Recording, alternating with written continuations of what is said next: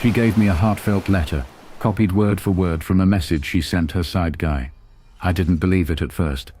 I couldn't. You don't want to believe that kind of thing, especially when you're holding the letter in your hands, reading words that seem so personal, so intimate, so full of emotion, that for a brief moment you think, maybe she really does love me like this. But then, later, when you find out every single sentence, every little flourish, every "you're the reason I breathe" line was lifted straight from a text thread with another man, there aren't words for that kind of betrayal. It guts you. It makes you question not just her, but yourself. The letter showed up one night when I came home late from work. It was sitting on the kitchen counter, folded neatly, my name written across the front in her handwriting. The kind of handwriting that always reminded me of high school notes. Bubbly, almost too perfect, like she practiced it. I remember smiling when I saw it, because who does that anymore? Who writes letters in the middle of a world where everyone just texts or leaves sticky notes on the fridge? I thought it was romantic, thoughtful, a sign that despite our rough patches, she was still invested. I poured myself a drink, sat down at the table, and opened it. And man, it was beautiful. I'll give her that. She wrote about how I'd been her rock through everything, how she admired my work ethic, how she felt safe with me in a way she never had before. She said my laugh was her favorite sound in the world, that she loved the way my eyes crinkled when I smiled. She wrote, "You make me feel like I'm exactly where I'm supposed to be, like the universe finally aligned and dropped me in the right place."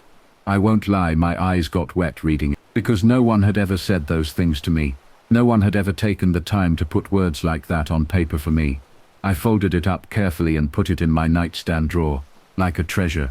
That letter carried me through the next few weeks. Every time we argued, every time she snapped at me for something small, every time I felt the distance creeping between us, I'd reread that letter and remind myself, she loves me, she sees me, she said so herself. But the truth has a funny way of finding you, doesn't it? Even when you're not looking. It was a Friday night when the cracks started showing. She had fallen asleep on the couch, phone in her hand, screen dim but still unlocked. I wasn't snooping. I swear I wasn't. I just went to plug it in so it wouldn't die. But when I picked it up, a notification popped up on the screen, a message preview, and there it was, part of a sentence I knew too well. "You make me feel like I'm exactly where I'm supposed to be." My stomach dropped. For a second I convinced myself, maybe she had just copied something she'd written to me and sent it to a friend. Maybe she was venting. Maybe she was quoting herself. Maybe it was nothing. But the more I thought about it, the more the walls closed in. My hand was shaking as I tapped into the conversation, and what I saw confirmed every nightmare I didn't even know I'd been having. There it was, the entire letter, word for word, sent weeks earlier, but not to me, to him, her side guy. I scrolled and scrolled, my vision blurring, my chest pounding like it was going to cave in. There were pictures, late night "I miss you" messages, inside jokes I didn't understand. When I'm with him, I have to pretend, but with you, I'm free. That one nearly made me throw up. I sat there in the dark, staring at the phone, at her sleeping face lit faintly by the TV glow, and I realized I'd been living in a play. Every smile, every kiss, every "I love you" had been rehearsed lines she gave out to both of us. She wasn't my partner, she was a performer, and I was just one audience member. I didn't wake her up. Not then. I put the phone back exactly where it was, plugged it in like I originally meant to, and went upstairs. I laid in bed staring at the ceiling until morning, my mind spinning with questions I couldn't answer. Why write me that letter at all, if she'd already given it to him? Was it guilt? Was it strategy? Did she actually feel those things for either of us? Or were we both just placeholders in some game she was playing? The next morning, I tried to act normal. I made coffee, asked her about her plans, kissed her cheek, but everything felt I felt like I was watching us from outside my own body, and I knew I couldn't hold it in forever. So that night, when she curled up next to me on the couch, I asked her about the letter. "Why'd you write it?" I said softly. She smiled, kissed my shoulder. "Because I wanted you to know how much I love you." And that was it. The lie, right there in my face. Because I knew I had the proof. And hearing her say it so easily, so smoothly, almost broke me more than the discovery itself. I didn't confront her then, either. I don't know why. Maybe I wanted more proof. Maybe I wanted to see how far she'd go. Maybe part of me just wasn't ready to blow up the life we'd built, even if it was built on lies. So I waited, and I started watching her more closely. The late-night phone checks, the sudden work drinks that never existed before, the way she guarded her phone like it was her lifeline. And the more I saw, the more I realized this wasn't just a slip. This was a whole other relationship she'd been living right alongside ours. 2 weeks later, I couldn't take it anymore. I waited until she went to the shower, grabbed her phone and texted him pretending to be her. Just something simple. Thinking about you. He replied instantly. I'm thinking about you too, baby. When can I see you again? And then, without me even asking, he added, I keep rereading that letter you sent me. Can't stop smiling. That was it. The final nail in the coffin. I put the phone down, sat at the kitchen table, and pulled her letter out of my nightstand. I placed it in front of me, alongside a printed screenshot of the conversation I'd just had with him. When she came downstairs in her towel, humming to herself, I slid both across the table. Her eyes froze. She looked at the papers, then at me, then back at the papers. And in that moment, I saw the mask slip. She didn't look shocked. She didn't look devastated. She just looked caught, like a kid with their hand in the cookie jar.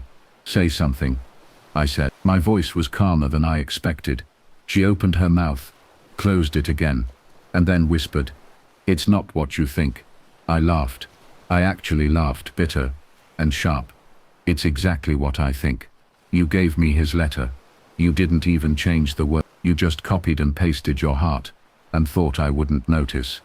Tears welled in her eyes, but I didn't buy them anymore. I didn't trust a single thing about her. Not the words, not the expressions, not even the tears. Because if she could plagiarize love, what else could she fake? I got up, grabbed my keys, and walked out. She followed me to the door, begging, pleading, swearing she loved me, swearing it was a mistake, swearing he didn't mean anything. But I couldn't even look at her, because the truth was, it wasn't just about the cheating. It was about the letter, damn letter. She'd taken something sacred, something that was supposed to be a reflection of her heart, and turned it into a recycled script. And I realized then that I didn't know who she really was. Maybe I never. That night, I drove around aimlessly for hours, replaying everything in my head. Every date, every laugh, every fight, every kiss. How many of those moments were real? How many were just lines from some script she was running with both of us? The thought that I may never know nearly drove me insane. And that's where part 1 ends, with me sitting in my car at 2 in the morning, staring at that crumpled letter on the passenger seat, wondering how love could feel so real 1 minute, and so counterfeit the next. I sat in that car until the gas light came on, staring at the letter like it was alive, like the words might rearrange themselves into something true if I gave them long enough. But they didn't. They just sat there, mocking me, reminding me that the love I thought was mine had been mass-produced and handed out like flyers. I didn't go home that night. I checked into a cheap motel, the kind where the sheets smell like bleach and the walls are thin enough to hear the TV in the next room. I lay on the bed fully clothed, staring at the ceiling fan, and felt emptier than I ever had in my life. Sleep didn't come. When the sun rose, I was still awake, still angry, still confused, and most of all, still wondering why. Why would she give me the same words she gave him? Was I really that invisible to her? The next day, I went back to the house. She was waiting, red-eyed, with the kind of nervous energy that made her pace the living room like a caged animal. As soon as I walked in, she started. I can explain, she said. No, I told her, my voice flat. You can't. Because there's no explanation that makes this okay.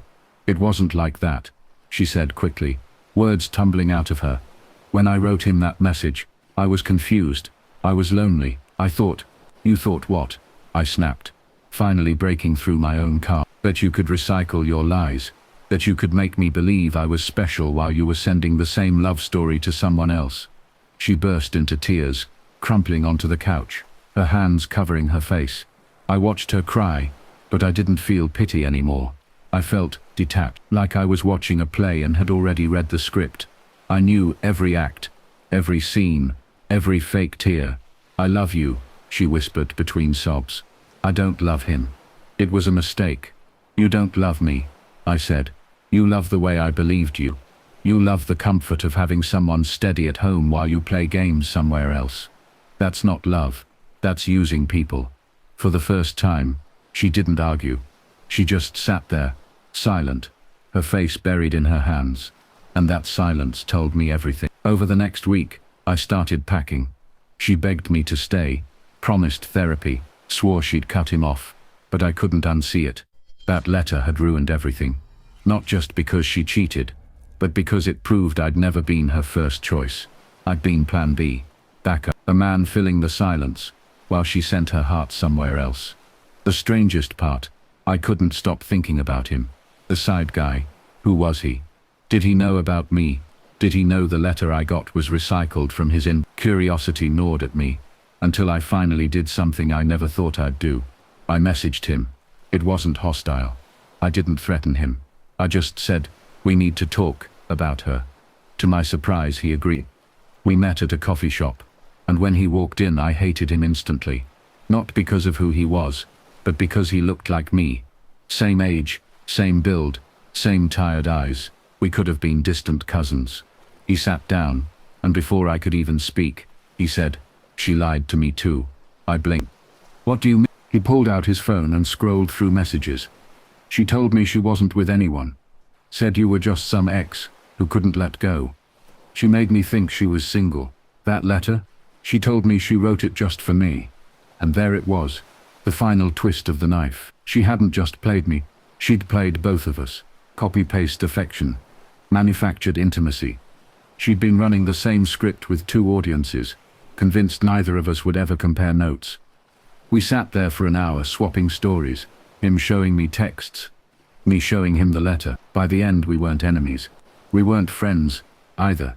We were just two men staring at the wreckage of the same storm, both wondering how we'd been dumb enough to stand in the rain, without an umbrella. When I left that coffee shop, I knew there was no going back. Not just with her, but with the version of myself who used to believe in grand gestures, in handwritten letters, in words on paper being sacred. That man was gone. In his place was someone harder, maybe colder, but wiser. Telling my family was the next battle. My mother listened quietly, shaking her head, muttering, I always knew something was off. My father was less forgiving. You're a fool if you stay, he said bluntly. Men like us don't get second chances with women like her. You walk away, or you'll regret it forever. My friends had mixed reactions. Some wanted to go slash her tires. Others said, at least you found out now. None of it made me feel better. Because at the end of the day, I wasn't just losing her. I was losing the future I thought we were building. The house we'd talked about buying. The trips we'd planned. The kids we'd joked about naming. All of it vanished the second I realized. Those words weren't mine. I moved out 2 weeks later, packed my clothes, my books, the letter, which I crumpled and threw in the trash on the way out. She begged me one last time, standing in the doorway, tears streaming down her face.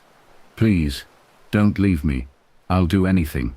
I looked at her and felt nothing. No anger, no sadness, no love, just emptiness. You already did everything, I said, and then I walked away. Life after her wasn't easy. The first few months felt like withdrawal. I kept reaching for my phone to text her, kept expecting her to walk through the door, kept thinking about the sound of her laugh. But then I'd remember the letter, and the ache would turn into steel. I started therapy. I needed to. Because betrayal like that doesn't just break your heart. It rewires your brain, makes you question your worth, your judgment, even your sanity. My therapist told me something I'll never forget. She didn't take your ability to love. She took your trust. Don't confuse the two. That stuck with me. And slowly, I started to rebuild. I went out more, saw friends I'd neglected, picked up hobbies I'd abandoned. I even started writing again. Not love letters, but journal entries. Raw, messy, unfiltered thoughts. Because I realized the one person I'd never been fully honest with was myself. Months later, she tried to reach out, sent me a long message about how much she missed me, how she'd made a mistake, how she wanted to start over. I didn't reply, because I'd learnt the hardest. but most important lesson. Some words aren't worth reading twice. Now when people ask me about her, I don't tell them the whole story. I just say, she gave me a letter that wasn't meant for me. It's enough, because the details don't matter as much as the truth it taught me. Love isn't in the words, it's in the actions. And if the actions don't match, the words are just paper. So here I am, a little older, a little wiser, a little scarred, but alive. And if you're listening to this, if you've ever been fooled by pretty words, let me tell you, don't fall in love with the letter. Fall in love with the life you're building together. Because paper burns, but truth it stays.